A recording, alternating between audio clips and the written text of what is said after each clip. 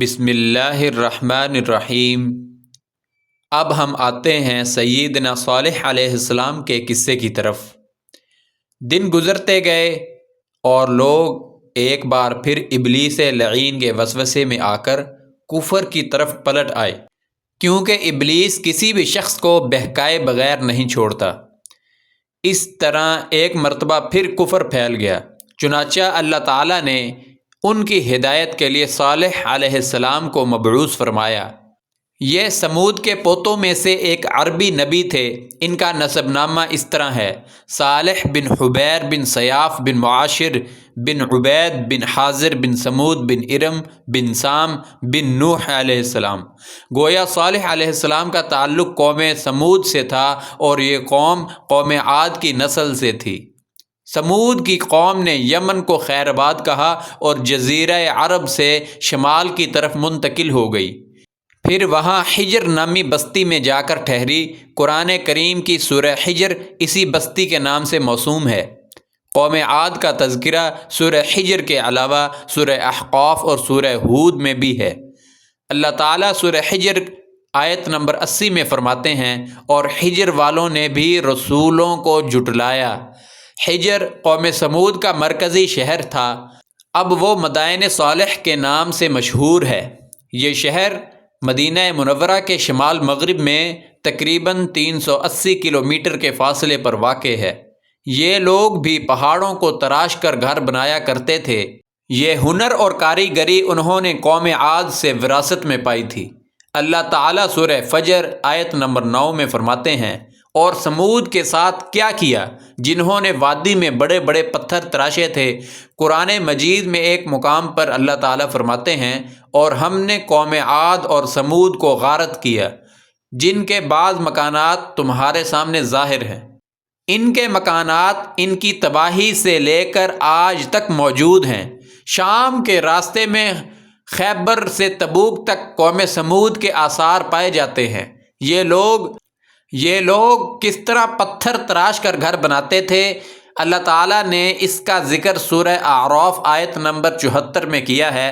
اس وقت کو یاد کرو جب اللہ تعالیٰ نے تمہیں قوم عاد کے بعد جانشین بنایا اور زمین پر رہنے کا ٹھکانہ دیا کہ نرم زمین میں محل بناتے ہو اور پہاڑوں کو تراش تراش کر ان میں گھر بناتے ہو۔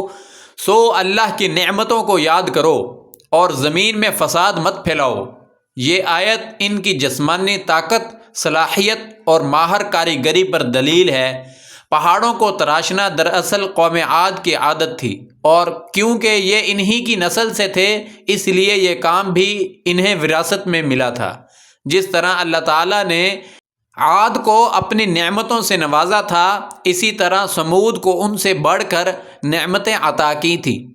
اللہ تعالیٰ صالح علیہ السلام کی زبانی ان سے فرماتے ہیں، اے قوم سمود، کیا تمہیں ان چیزوں میں بے فکری سے رہنے دیا جائے گا؟ یعنی باغات، چشموں، کھیتوں اور کھجوروں میں جن کا خوشہ نرم ہے، اور تم پہاڑوں کو تراش کر پرتکلف گھر بناتے ہو۔ پس اللہ سے ڈرو اور میرا کہنا مانو۔ لیکن ان لوگوں نے نصیحت پکڑنے کی بجائے قوم عاد کی پیروی کی اور بتوں کی عبادت شروع کر دی۔ اللہ تعالیٰ نے ان کے درمیان صالح علیہ السلام کو مبعوث فرمایا۔ آپ نبوت ملنے سے پہلے بھی عقل مند، علم والے اور معزز گھرانے سے تعلق رکھنے والے تھے۔ لوگ اپنے معاملات میں آپ سے مشورے لیتے تھے، لہٰذا آپ کو ایک خاص مقام حاصل تھا۔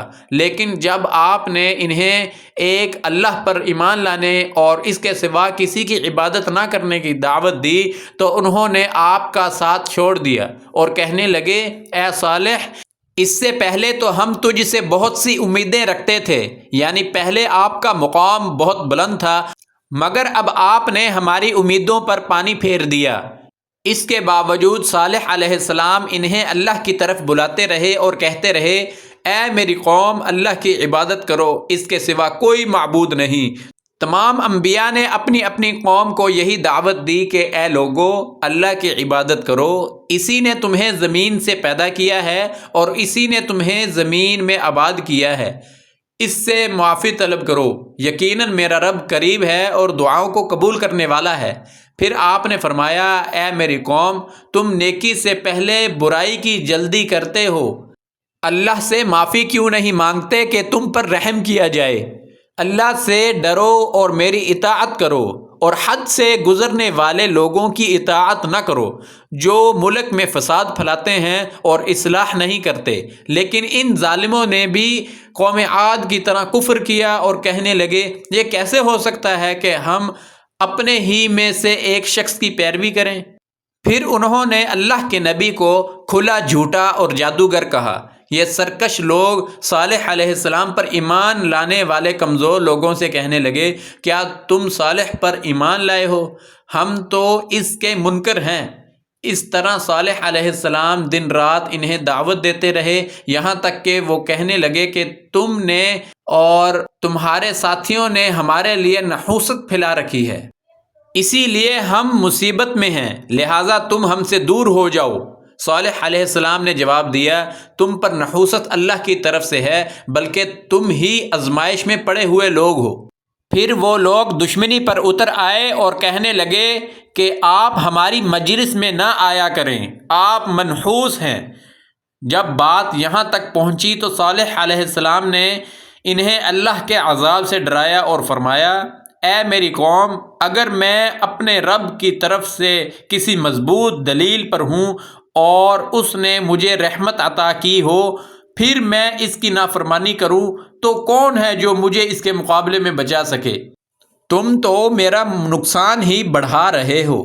اس پر وہ ظالم لوگ ضد پر آ گئے اور کہنے لگے اگر تو سچا ہے تو کوئی معجزہ دکھا دے، لیکن وہ معجزہ ہماری پسند کے مطابق ہو۔ چنانچہ انہوں نے مطالبہ کیا کہ بستی کے کنارے میں واقع پتھریلی چٹان سے 10 ماہ کی حاملہ دودھ پینے والی سرخ رنگ کی اونٹنی نکال کر دکھاؤ، تب ہم ایمان لائیں گے۔ یہ مطالبہ کر کے وہ سردار ایک طرف بیٹھ گئے اور مذاق اڑانے لگے۔ اس کے بعد حضرت صالح علیہ السلام نے ان کو کیا جواب دیا، اس کا تذکرہ ہم اسی سلسلے کی اگلی قسط میں بیان کریں گے۔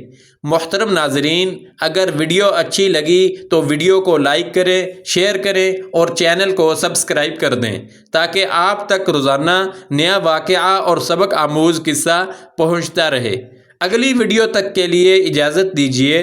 اللہ نگہبان۔